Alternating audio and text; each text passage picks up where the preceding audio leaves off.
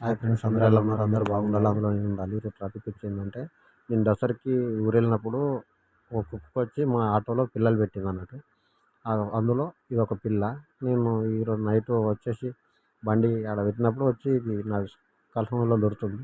సరే తీ అని చికెన్ మంచూరియా తీసుకుని వచ్చిండే. తీసుకుని వచ్చి తింటుంటే మెల్లగా లోపలికి వచ్చింది. సరే తీ అని ఇంత అన్నం వేసి పెడితే తింటున్నది. ఇప్పుడు ప్రజెంట్ అయితే వచ్చేసి అది మా ఇంట్లోనే ఉంది. పక్కన నా బైక్ పక్కపొంటి గోడ పక్కపొంటి బైక్ పార్కింగ్ చేసినాను.